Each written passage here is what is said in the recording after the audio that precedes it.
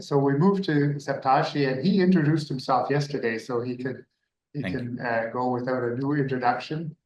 And I can see he knows how to share the screen, which is also good.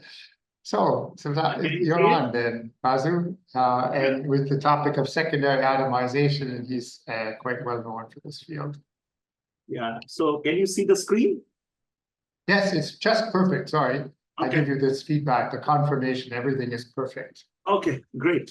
So, so this particular talk will be on secondary breakup, and we will introduce some interesting concept towards the end of the talk, where we are going to talk about something about the nonlinear cascade and stuff like that.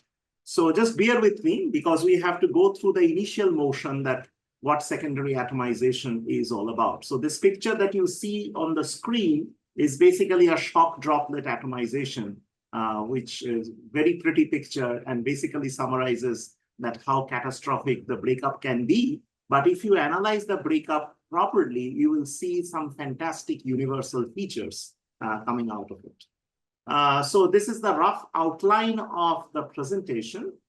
So we will first do a little bit of motivation, and then we can study the different experimental configurations that are needed to study secondary atomization. That is also important because it tells you what kind of experimental rigs you need to study this kind of breakup. And then we'll go through the different modes and the non-dimensional groups. We will look at the celebrated map of Jerry Faith, and then we will say that why that is inadequate. So that will be the whole stuff. So I think following up on Sri Krishna and others, I think you all know that, okay, spray formation is kind of essential. And that's the title of the course also, that it's spray and atomizations. So you can see it in gas turbines, you can see it in thermal barrier coatings, you can see in the food and pharmaceutical industry. And of course, in additive manufacturing, this is where Cam and I, we did a project together where we actually did this powder production through atomization. So essentially, it is there everywhere across multiple fields, whether it is reacting or non-reacting, that depends on what kind of application domain you are located in. So this is the primer. I think, let me get the pointer so that, yeah. So you can see, so this is the zone when liquid comes out of an atomizer, then this particular zone is called the primary atomization, which Mahesh may have covered earlier. And then you produce a size distribution of droplets, which Sri Krishna calls as Rosen-Rummler or log normal distributions. These droplets then undergo further atomization, and this is where secondary atomization comes into the picture. So again, secondary atomization allows us to achieve the control and the dispersion of the desired droplet sizes, because these are the droplets which interact heavily with the flow, whatever that flow may be. In case of Sri Krishna or COVID, it is the cough, that is the human breath. And in the case of gas turbines, it is the air. And in hypersonics, it could be a shock-laden flow. So this is what the secondary atomization features actually looks like. There are three ways in which you can study secondary atomization if you focus on a single piece of droplet. Of course, you can do this in the spray, but diagnostics becomes very challenging because of the multiple length scales and time scales involved and the typical non-dilute nature of the spray. So diagnostically, this becomes difficult.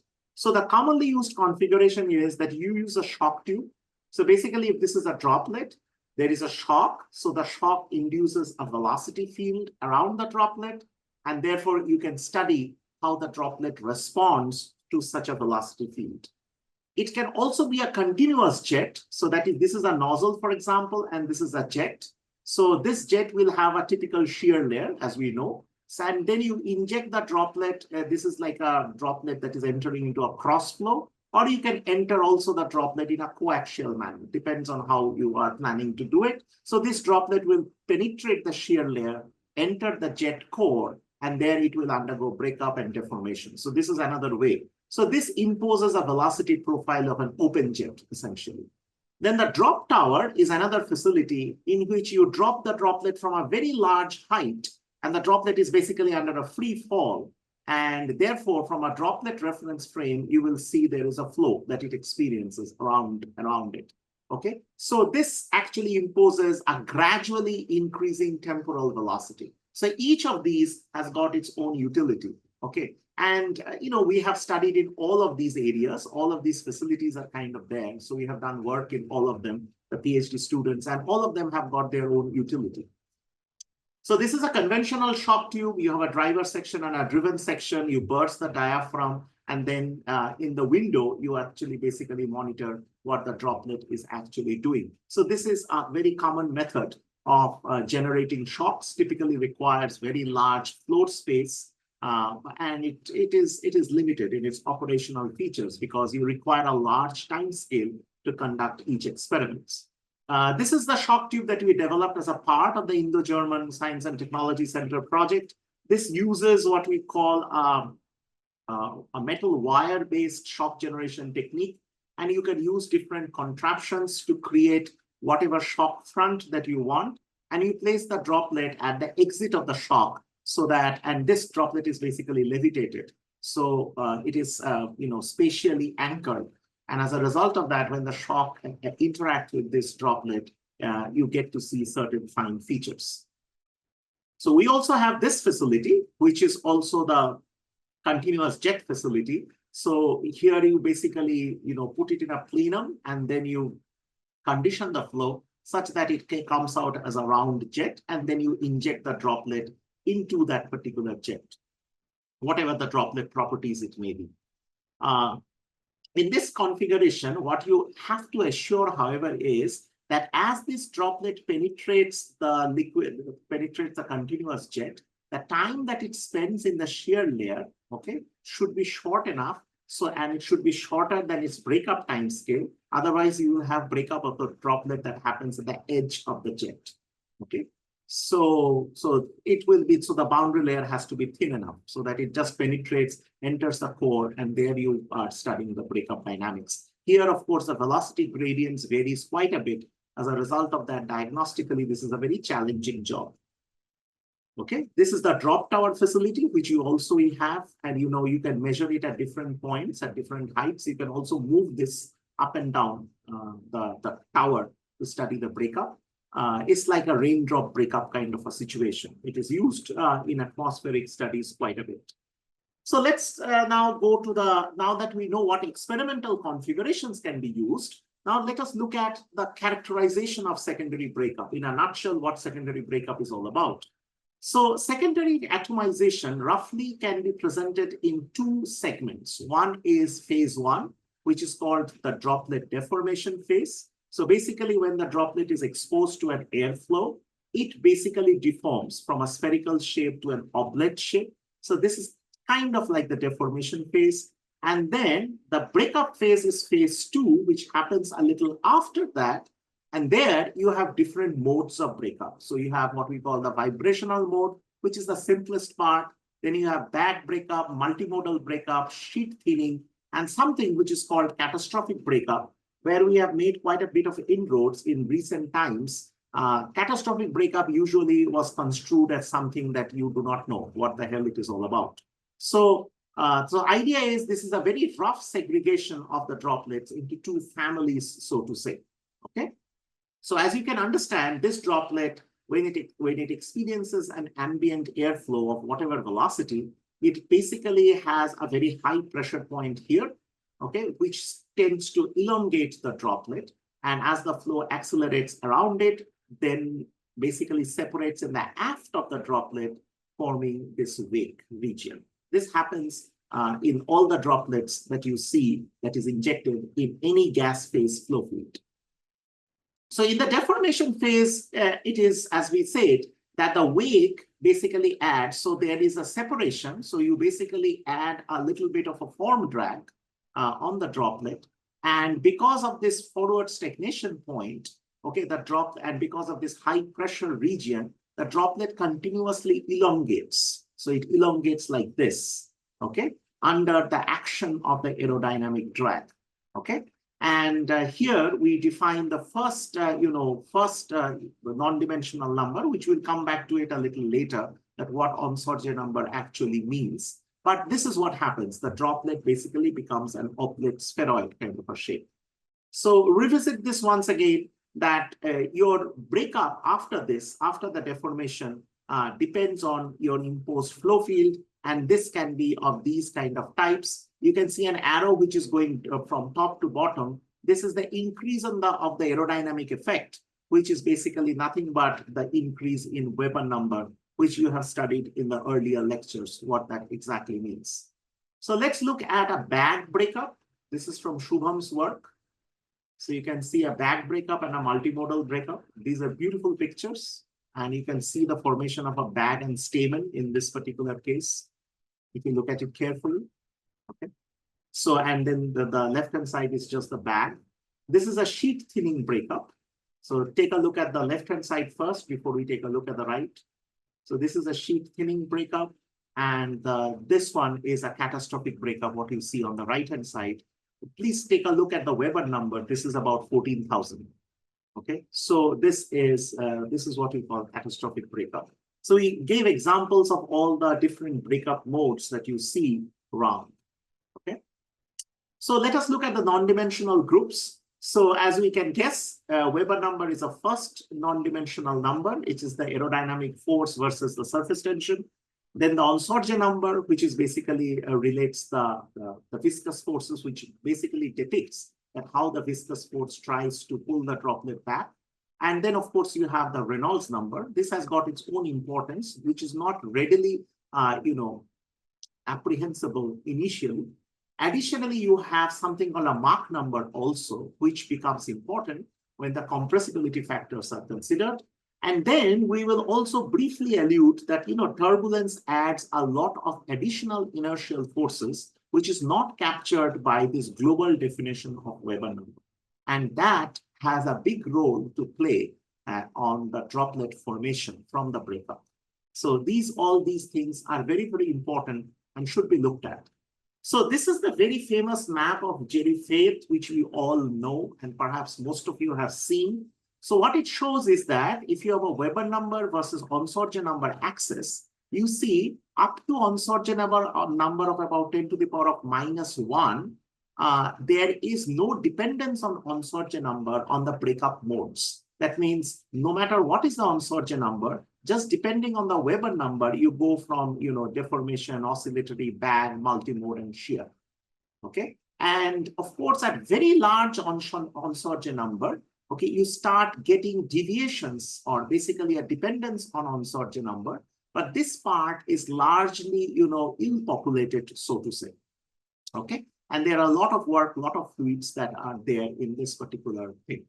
So you can see roughly the vibrational breakup stops at around Weber number of 11, bag is about 35, multimodal is about 80, shear thinning is about 350, and catastrophic is anything above 350. Remember the Weber number that we showed was 14,000. So it is like all these regimes does not really make any sense.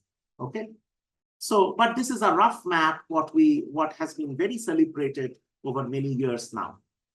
We kind of changed this map a little bit. Okay. So this is a recent paper in Annual Review of Fluid Mechanics, our work basically. So here it shows this is the same map, which has been now modified, where we add more and more modes. So after the shear, we had what we call the shear-induced entrainment mode, the Rayleigh-Taylor piercing mode. So the domain maps are largely reformed. Okay, so this is vital importance because now we go up to Weber number of 10 to the power of 4 and pushing up to 10 to the power of 5. So really the high Weber number limit, so to say. Okay, and even at high Onsorge number. By dealing with glycerol and complex fluids, we have been able to go to that particular part as well. Okay, and there is a lot of data that is also populated by Theophanes as well. Okay, so, but what it does not do, all this regime map, and just pay a little attention, maybe 30 seconds on this, is that if you look at any particular data point over here, and if you watch that how this atomization actually happens. So you can see this is the sequence over time scale. And then you choose another one and you see another sequence that happens over here. Now you will tend to believe that how did this bucketing actually happen? Okay, how did they account for that what is essentially an SI mode versus what is essentially a shear mode? Okay. And there are certain universal characteristics in the time domain, which is not captured by the static domain map. And one other thing that it does not capture is the Mach number axis. So this is a two-dimensional map. Nobody really considered the Mach number. So the Mach number is coming out of the plane now. So here, the interesting part is that if you just look at for a particular Weber number, say 1100, for Mach number 1.2 and 0.3, you see that the breakup modes are completely different. The topologies are completely different. The same happens at different Weber numbers as well. So the Mach number effect was never really considered. Okay, and so that is lacunae, which this is still a static domain map, but it kind of alludes that where the problem areas comes from and where the research can actually continue, especially as droplets under extreme conditions, as we call it, which is the higher Weber number range. So for a pedagogic purpose, let's go and just do the needful to take you from step one to all the way end of the road. So first one is the vibrational mode of breakup happens at very low Weber number. So all it does is that the droplet starts to oscillate. And when this oscillation mode, they actually pinch and they form droplets. So this is normally modeled by what we call the Taylor analogy breakup model, which is basically nothing but a spring mass system. So spring mass system is nothing but, the aerodynamic drag, the spring force, and so what happens is that if this is a spring mass kind of a system, so you can see the players over here is that we have a spring, which is basically nothing but your surface tension. You have a damper, which is nothing but your viscous damping force. And then you put all of these together using an equivalent system like this. And then you find out that what will be the Sauter mean diameter.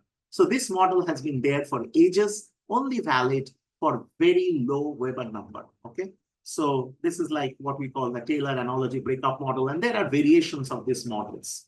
After this, the second mode is what we call the bag mode. Just look at the video on the right hand side. Okay, and as you can see, there are two or three things that you see. There is a ring, and then there is a bag. So the bag is pretty simple. As we saw that there was a high pressure zone over here, which basically blows the bag. Okay, and this is the ring, and there is the flow now goes around the ring in this particular fashion. So first, what happens is that it deforms into an oblate spheroid, and then it has a bag growth, and then the bag membrane gets stretched as this bag gets more and more inflated. Right, this membrane becomes thinner and thinner. Okay, and this membrane is bound by a toroidal ring. So first the bag breaks, and then the toroidal ring actually breaks up, which is exactly what you saw in this particular video.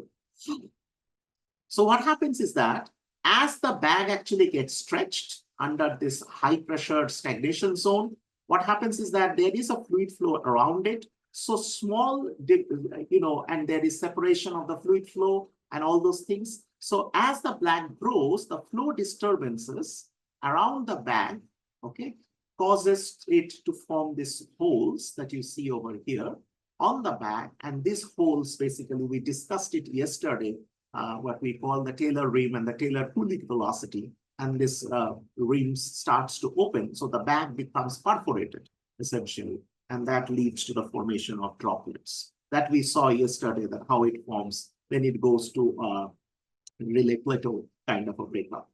So the bag breaks up into ligaments which are aligned in the direction of the flow.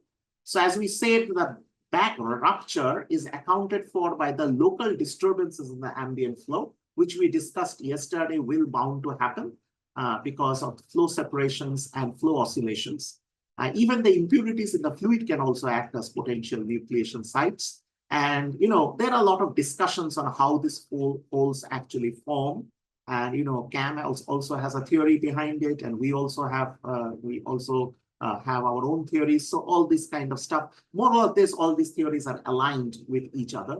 And then you have a toroidal ring breakup. This toroid basically contains 60% of the droplet volume. So this also continues to grow after the bag membrane ruptures. And then this also gets stretched and you form this dotted droplets. So this is how the bag breakup actually happens. So if you look at the time scale perspective, this is normalized time scale. So initial part is deformation, then is bag growth and breakup, and finally you have the ring breakup. So these are the stages that happens in the bag breakup mode.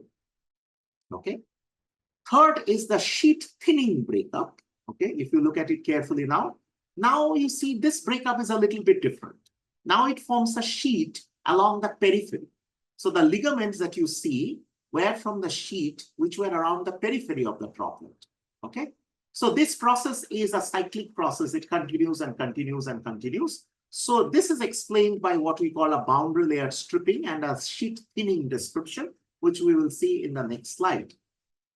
So the first real sheet thinning example, which was not really the fully the correct one, was given by Nicholas. Of course, the previous one, if you look at, this is from our work. So what they did was that as the flow accelerates, okay, that as it accelerates that and over a deformed droplet, this acceleration is maximum at the periphery or at the edge of the droplet. So what it does is that it basically pulls a sheet. It basically pulls a sheet. Okay, and as if you look at the profile, if you consider the viscous effects with a matching condition at the interface, you'll find obviously the flow is higher on the gas side and very low on the liquid side.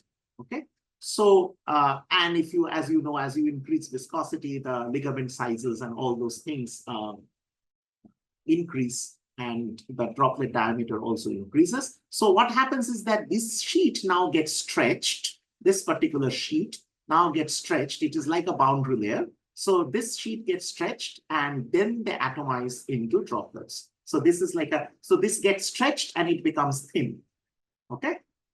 Now in this particular mode, you can have a mass stripping type of a model in which you take a ratio of the aerodynamic force and the viscous force, and this is a relationship. Remember, all these relationships have, well, they are more or less mostly empirical fits of the data. Okay, so, but this particular model does not account for internal circulation, the pressure differentials, and all those things. So this is just an aerodynamic effect, which basically stretches the sheet and breaks them up. And this is the formula that people have normally used, or the empirical formulation. Okay, Liu and Reitz in 1997 did slightly better. What they said is that the droplet inertia, so as this droplet goes around this sheet, okay, it causes that periphery of the droplet, because this is where the flow is at a maximum. Okay, it gets deflected. It's like a flag which gets deflected in the direction of the flow, because it is thin enough now. It gets deflected in the direction of the flow, then it gets stretched, and then it basically, atomizes. Beyond a certain Reynolds number, always you get flow separation. So this breakup mode therefore becomes independent of Reynolds number as it is found in the experiments. Now, what happens behind it is that you generate so much vorticity. Okay, so this prevents the sheet from bagging. So that means this part therefore does not move in the horizontal direction and forms a bag. So this is a sheet thinning. So this vorticity actually prevents the sheet from expanding into a bag. So that is what happens. All right.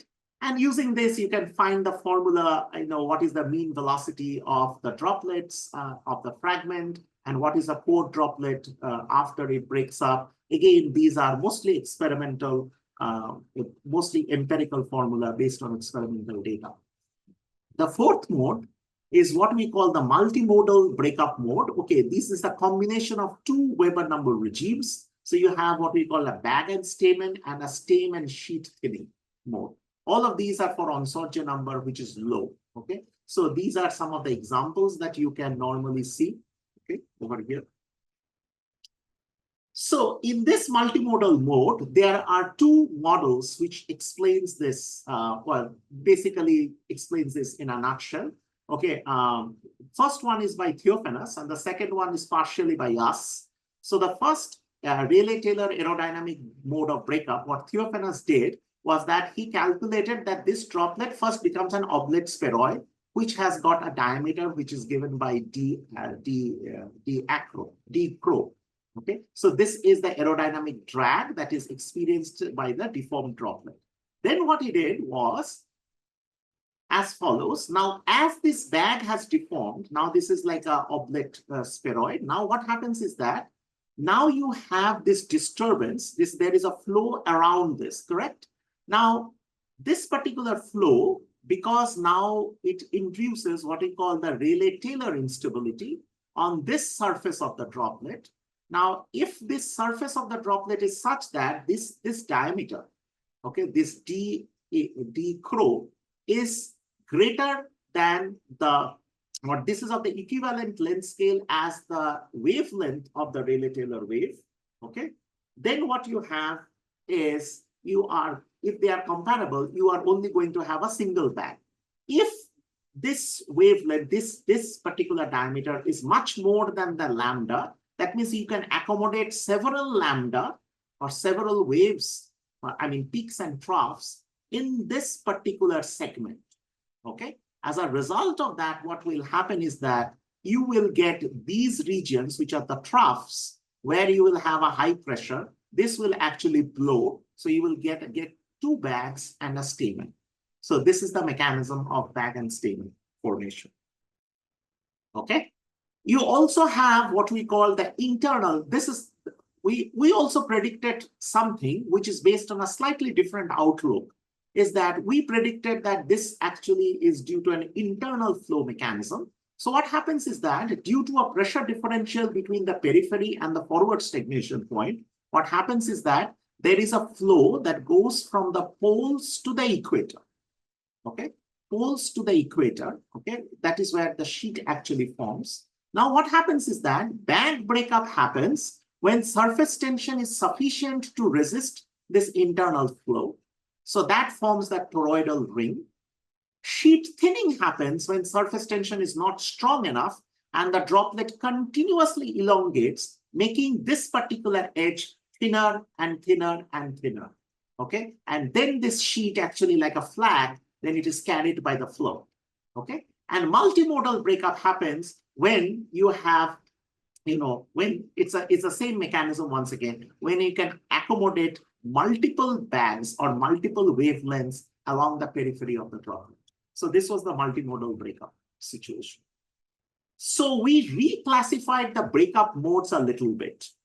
We said as follows, that you have something which is called the Rayleigh-Taylor piercing mode. So what happens is that it forms a disk. Then you develop this wavelength. If this wavelength, more number of waves can be accommodated along this periphery, you form a bag and stamen. If it is just a single wavelength, you form a toroidal rim with a bag, which subsequently atomizes and forms the droplets. Then you have what we call the shear-induced entrainment.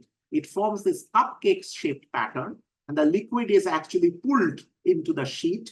Then these liquid sheets become thinner because there is a high flow acceleration. These sheets are actually stretched, and then they atomize into droplets. This is something that happens over here. So Rayleigh-Taylor piercing is dominated by Rayleigh-Taylor instability, which we talked about. This is the Rayleigh-Taylor waves, while the shear-induced entrainment is dominated by the Kelvin-Helmholtz instability, which we saw because of the relative velocity between the liquid and the airflow. That's why the airflow is actually stretching it, and it is forming the waves as well. So both of these two things we kind of talked about in the last class, in the last lecture. Okay, so this is what happens. Okay, so bag, stamen, multi-bag, multimodal are mostly RTP, and then you have the shear-induced entrainment, which is multimodal all the way up to catastrophic. So we will see that catastrophic is basically shear-induced entrainment, more extension of a shear-induced entrainment, but there also the Rayleigh-Taylor instabilities comes into the picture. So the last mode is basically the catastrophic breakup. So as you can see, is very complicated. Okay, it exhibits stripping of droplets from a large portion of the surface, and it is not necessarily at the periphery. Okay, and this breakup mechanisms, as we will see, there is cage waves that you can clearly see across the periphery. There are also RT waves which are observed in the front and the rear stagnation points as high density fluids basically accelerates. So catastrophic breakup for some point, and still is something that we don't quite understand fully, okay? But as we know, there are this growth of these waves, there are growth of these instabilities, which leads to this catastrophic breakup, okay? And there are also work, once again, by Liu and Roots, which basically predicted the growth of these Rayleigh-Taylor instabilities on the planar surface, which is a precursor to the catastrophic breakup modes. All right. This is where things gets a little bit more, complicated. So this is under really extreme conditions. We are not talking about small Weber numbers anymore. So forget about vibrational bag and all those kind of stuff.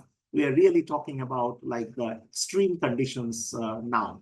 So what happens? This is a parent droplet. This is a flow. This forms the cupcake pattern, as we saw earlier. So as we can see that there are longitudinal instabilities and then there are azimuthal instabilities. So this is the front view, this is the side view of the droplet essentially. So you can see the formation of these sheets, you have the formation of these holes, you have the ligaments, and then you have the droplets. So all these things you can see, this is a simulation, and this is the corresponding experiment by Jatin. So you can see all these features, whatever we see over here, all these features are also seen in an experimental realizations. What you see over here, you can say, my God, I don't know what is exactly going on. But you can, if you spend a little bit of time thinking about it, you will see that ultimately there are longitudinal and azimuthal instabilities and certain features like sheets, holes, ligaments, and droplets. I think these facts you should remember always. All right, so let's take a very close look at this. So as you can see, this is a droplet. There is shear naturally that is produced because of the turning of the flow. Now what happens is that now you form this cupcake pattern, which we already said that what it is going to form. Now look at it very closely. These cupcake now has this Kelvin-Helmholtz waves. You can see this Kelvin-Helmholtz waves. Now the Kelvin-Helmholtz waves leads this kind of a Kelvin-Helmholtz waves and this penetrating Kelvin-Helmholtz peaks leads to the formation of RTI instability, which is Rayleigh-Taylor instability, which is on the top of it. That leads to the formation of ligaments, which subsequently breaks using the Rayleigh-Plateau instability. So whatever we taught in the last class, that Kelvin-Helmholtz, Rayleigh-Plateau, and Rayleigh-Taylor all can be seen in this kind of breakup. And this is exactly what you see from Shubham's work, which basically shows these features.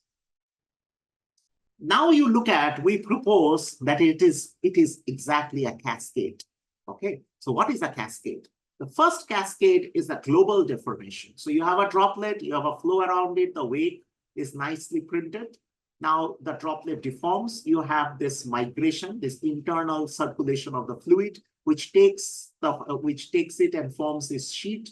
The sheet basically atomizes from the edges. So this is deformation level 1.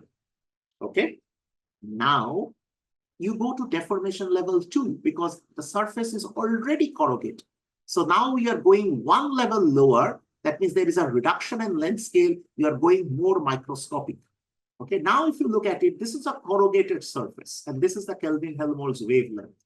Now you just turn this wave and kind of make it flat, and you just see that, okay, so now there is an undulation which is growing upward, and then there is a flow around it. Okay, what will happen to this undulation? This undulation will now get stretched, it will now get extended, and this will again form the second level droplets.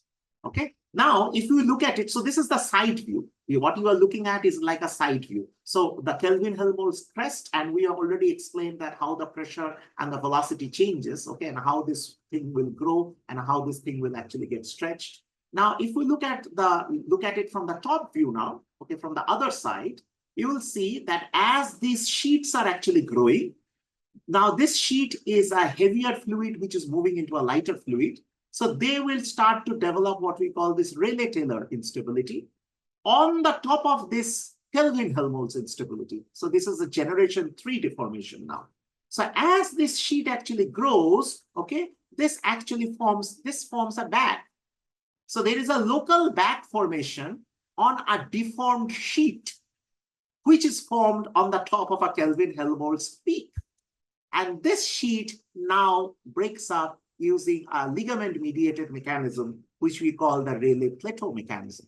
So the cascade terminates with a ligament-mediated mechanism to generate these droplets.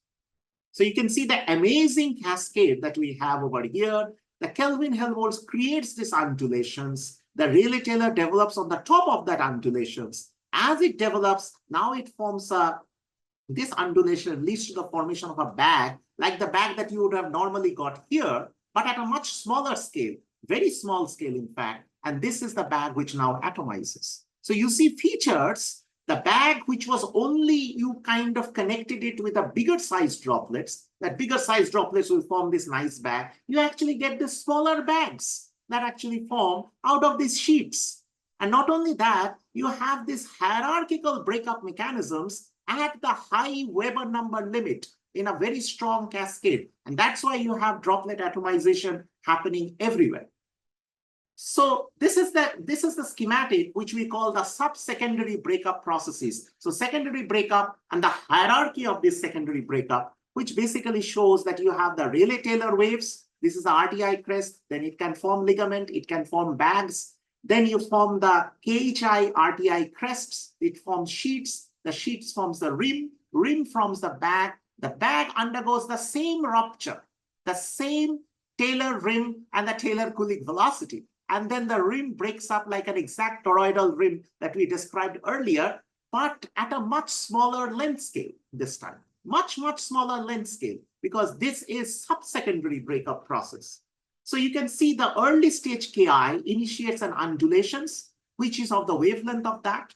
Beyond a finite amplitude, this undergoes destabilization by the corresponding subsequent wave mechanisms, which forms, therefore, a nonlinear wave cascade.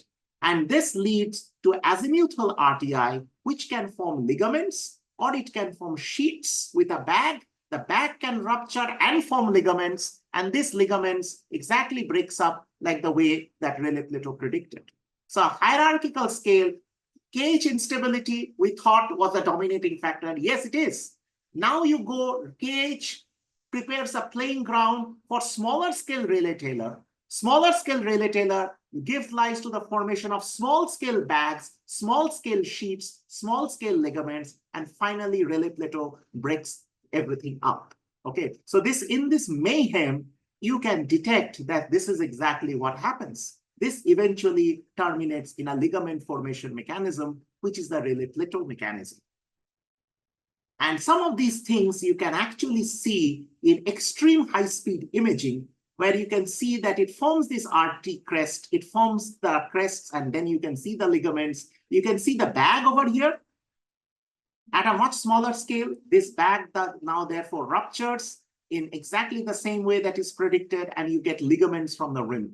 Okay, so surprisingly, well, that is not a part of this particular lecture, but surprisingly, we can show that all these features can be merged universally to give you that Rosen-Rummler distribution that you are talking about. That's why the Rosen-Rummler and the log normal distribution works. But why it works? This is the reason why it works. Okay, and there is an entire JFM paper that we have just now written, which explains that why this universality actually happens.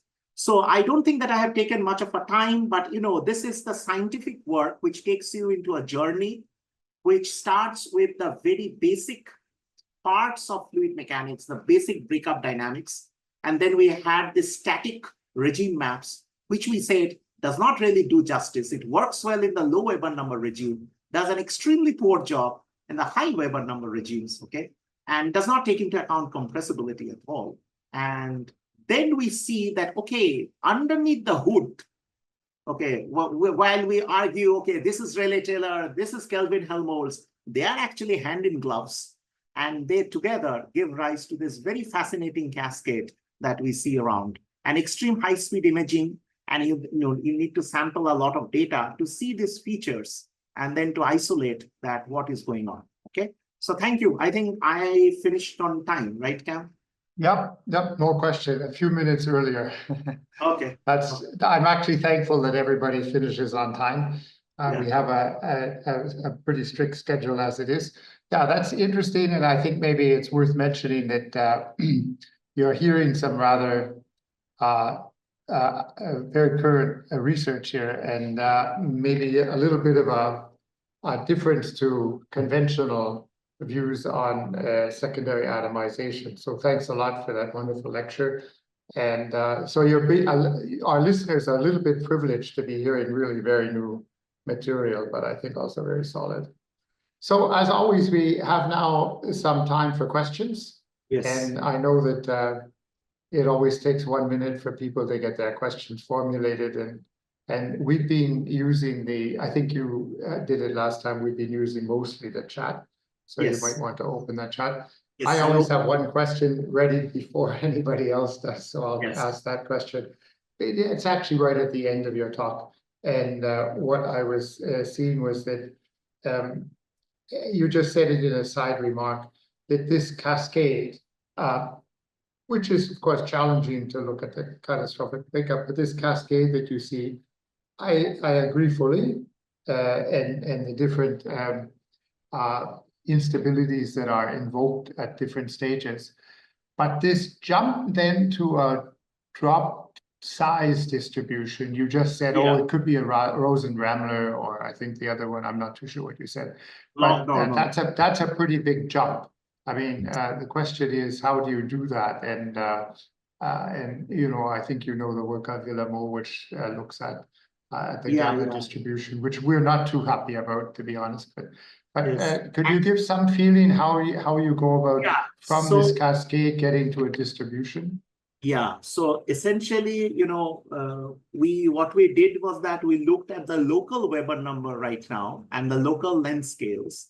And so these are the deformation. I think we call it the deformation Weber number now. Essentially, yeah. So it is like the local number is the local velocity and the local length scales instead of looking at global droplet size.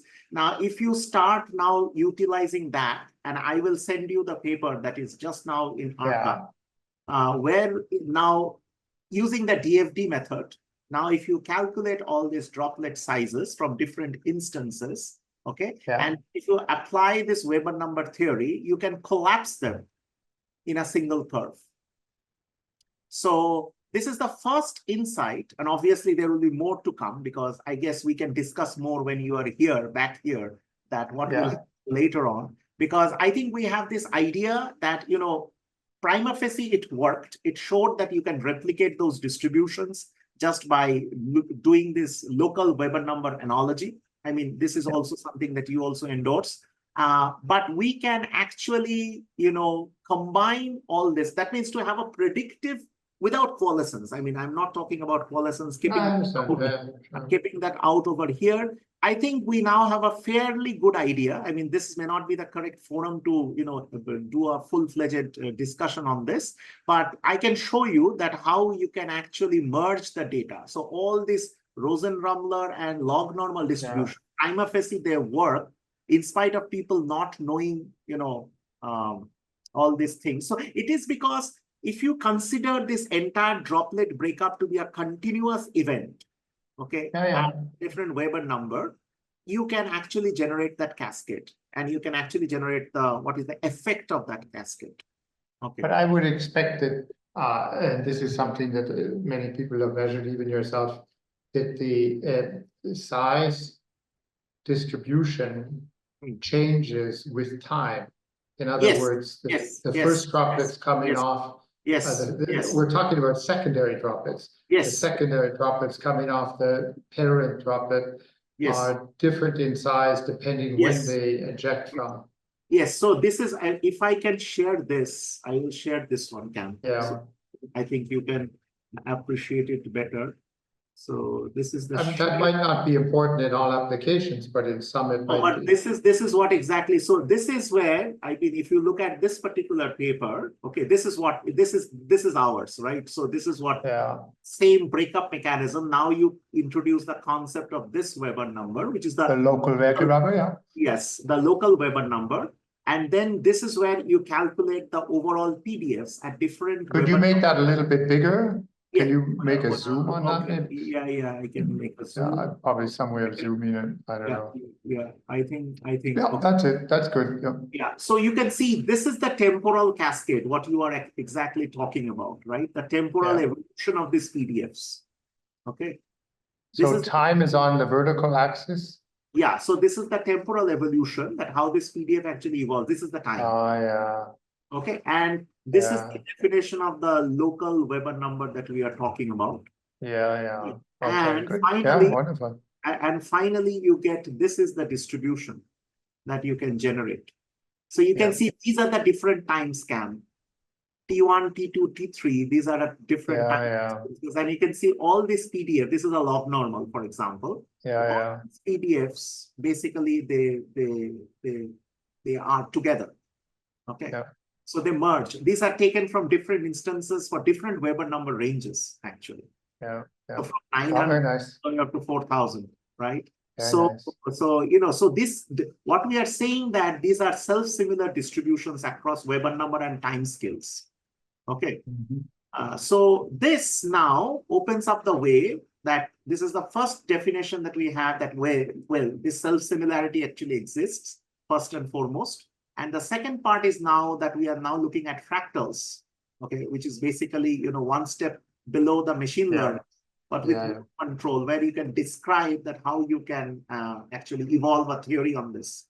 So I think so this is basically the right out of the oven.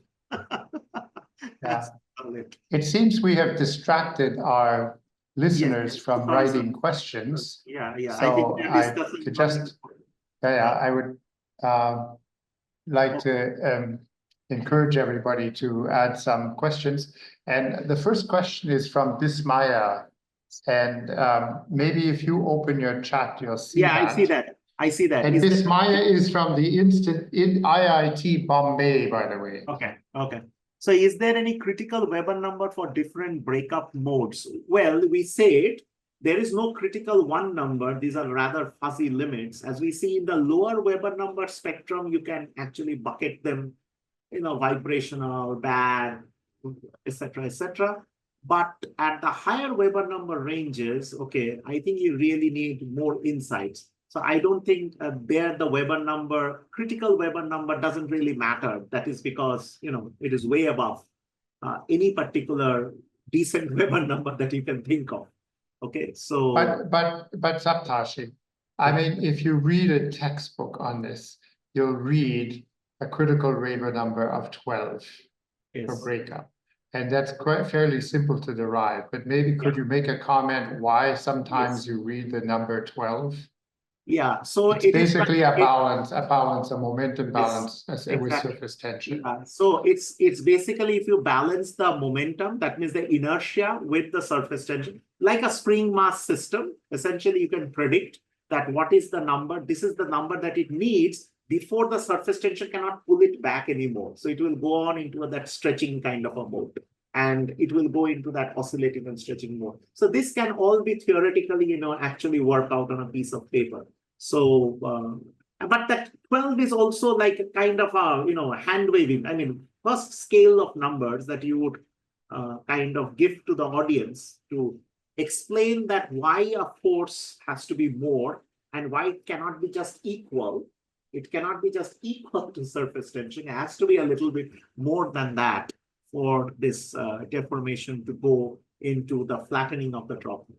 Okay. So flattening of the droplet is required, let me put it this way, for all cases. The droplet has to deform a little bit. Okay, that happens for almost all the cases, but almost instantaneously at the higher Weber number ranges. Okay, and I think the point is that... the next question is from Kolanu, and he's from the BITS Pilani Hyderabad campus. Hyderabad. Okay, so he says, which basic textbook should I follow for this? Okay. Well, we're not laughing at you. We're just saying that it's a difficult question right now because so much is changing. Yeah, but I think the masters, the original masters, I mean, if you are a high-level reader, I think you can start with probably, how do you pronounce Cam? Harman Stittling, right? Schitling's boundary layer theory. Schlichting. Boundary layer Boundary theory. layer theory. Yeah, Schlichting was a student of Prandtl. I met Schlichting in 1982. And he was a student of Prandtl and wrote a book, Boundary Layer Theory. Of course, he wrote it in German, but it was translated then and published by McGraw-Hill. So it's called Boundary Layer Theory. And it had a new edition by Klaus Gersten. He was one of my PhD examiners. And so it's now Gersten and Schlichting, Boundary Layer Theory. And I think maybe what Saptashi is recommending is that book has a very good overview of boundary layers and how they develop influence. Yeah, and of course there are lots of other books like F.M. White is a good one. And I think if you want multiphase flows, I think a couple of books on multiphase flows. The Droplets and Spray books by Bill Shiriniano is also a good one. I usually used to follow it. Actually, some of the work that Sri Krishna showed on this, droplet evaporation, he pioneered that line of work. He, of course, had the internal circulation as well, what he called a vortex model. So this is the Hill spherical vortex within the droplet. So we followed that piece of work. And in fact, one such work we used in our COVID work as well. That means when the droplet is actually oscillating in a flow field. So those kind of stuff, I mean, Bill Shiriniano's book is pretty good. And, that is one book one can follow. For the heat and mass transfer, not so much on the breakup though. For the breakup, it is very hard to find books, I should say. I mean, it's very hard. Yeah, that's very hard. Yeah, evaporation, transport. Sri Krishna cited Bill Shiriniano's work in the previous lecture, together with and he's at University of California, Irvine. I think he's still active, as far as I know. I think he was previously Princeton, then Carnegie Mellon, and then UC Irvine, something like that. Yeah, that is his trajectory, I think. So, but there has been but that is looking from a evaporation and that point of view. On the dispersion side of stuff, that means how the droplets gets dispersed. I think Balachandar's book is quite good. The recent one that he brought out in Cambridge University Press, that is very good, in fact. But that also does not really have breakup. I looked at it, so it doesn't have breakup. So breakup is something in which you do not have many books. So that makes me think, Cam, maybe we should write one. Next project. Next project. Next project. Write one. Yeah. But sorry about that. But thank you for the question, by the way, because that's I think a lot of people are interested in entering the field and knowing where to get the first information. Of course, what we didn't cite, but probably it's worth mentioning, is a book originally written by Arthur Lefebvre, and it's called Atomization and Sprays. And it has a new edition. So McDonald has added to Lefebvre's book. Lefebvre died some years ago. And so it's now McDonald and Lefebvre, and it's still called Atomization and Sprays. And that book, though, you'll find has rather conventional interpretations of breakup and maybe not really the current understanding. So it's a little bit older.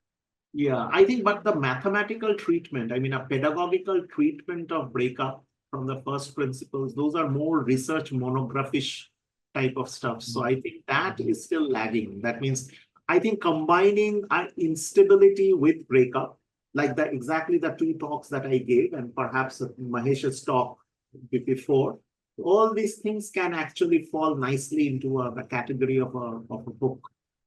Probably. I think that would be the right way of looking at things, because there is a lot of literature in a scattered fashion, I should say. I mean, your work, our work, then Villermo, and then Zaleski, a lot of other players are there in the breakup community, I think, who have done substantial work, but these works have not come in the form of a good pedagogical book. I think there are no further. Okay. Somebody says, thanks a So lot. I hope we didn't give you too much stuff, Kolani. Mahesh, this is of course not Mahesh from IITM, but he now also has a question. And let me say, Mahesh, this Mahesh is from the Baba Atomic Research Center, Mumbai. BARC. Okay. You probably know that better than I do. Yeah, BARC. So any suggestion, any book suggestion for spray impact on cylindrical surfaces? Cam, you have your book. It's collision. Yeah, we actually did write a book, Mahesh. It's called Collision Phenomena, Liquids and Solids. And it's written by myself and Alex Jaring on Ilya Reusman. And if you type collision phenomena, maybe Cambridge University Press, you'll find some. But spray impact onto cylindrical surfaces, there's a listener in our audience, Nilo Chendu Banerjee, and he's actually computed heat transfer from spray impact onto cylindrical surfaces. So you can see his name in the list, Nilo Chendu Banerjee. And if you type Banerjee and Tropea into Google Scholar, you'll get that work. Right. But that's a very interesting, Mahesh, that's an interesting question. We can't recommend a book, but certainly you can look at some publications. And it's interesting for the following reason. The cylindrical surface, of course, is not a flat plate. So the spray, depending where it hits the surface, it can have a high number flux or a very low number flux. As you know, flux is a vector pointing out from the surface. I think another thing is that what the questions are that, these are very advanced research topics. So therefore, books are hard to come by because these fields are rapidly evolving. What Cam told actually is like a stochastic process as well, that where it hits the surface, how the film forms. And because it's a cylindrical surface, the film also undergoes what we call this Quanda effect, because, it is moving along, but then you have surface tension also pulling it back. So it's a complicated dynamics, nevertheless. We have another question now from Soman Kumar Dutta. He's from IIT Dhanbad. I don't actually know where that is, but maybe you do. And maybe you could look at that. Dhanbad. Okay. So for numerical modeling of droplet on surfaces, including both solid and porous surfaces, how should I approach it? Could you guide me on that? Okay. So I'm not a numerical guy first and foremost. I can guide you on the experimental part of things, but not so much on the numerics. But I am pretty sure there are people who are working on this actively. But again, this problem includes also interfacial energy. That means solid liquid interaction, the surface energies. Because as we know that Laplace equation, the Young Laplace equation, which is only valid for static surfaces, for static droplets, is no longer valid when you actually have a droplet which is rapidly moving over the surface. So those interfacial sciences has not been properly resolved always. And that is still, so that probably requires molecular dynamics simulation at that level and somehow couple it with the large scale dynamics of the droplets. So, but you should consult a numerical guide for that, who would have a better idea of what to do. Experimentally. So what I could maybe, just put in the chat. I put in the chat 3 names, Beverovich, Reusman, Tropea. And if you type that into Google Scholar, you'll get the numerical computation of impact on the porous media. And in that work, there is also typical other work cited, which you can find. So that's, and of course that collision phenomena book I mentioned has a lot on the numerical modeling of drop impact onto surfaces. And let me also say that during our course tomorrow in the afternoon, Bhagesh will talk about volume of fluid methods. And another name that you might want to put in is Holger Marschall. So Holger Marschall. So I'm putting that in the chat, and he has done if you're interested in a numerical simulation, so we differentiate between numerical modeling. So modeling is different from numerical simulations. Yeah. So models are what goes into numerical simulations, but I think you mean numerical simulations. I'm not exactly sure. But these are typically done with a volume of fluid method and using the open foam, open source work. You'll find a lot of that from Holger Marschall. Yeah. So if I can give you just some references. All right. I think there are no further questions. Yeah, so thank you very much. Saptarshi, I know you're traveling now to your hometown, Kolkata. So thanks for spending the time with us today. Yeah. And have a good trip and a good workshop in Jodhpur. Yeah. And so thanks a lot. Yeah, thank you. Thank you, everybody. So I'll just now address everybody in our audience now and say that we take now a half-hour break, and then I'll try and entertain you up to lunchtime after the break with a lecture on methodology of measurement of drops and sprays.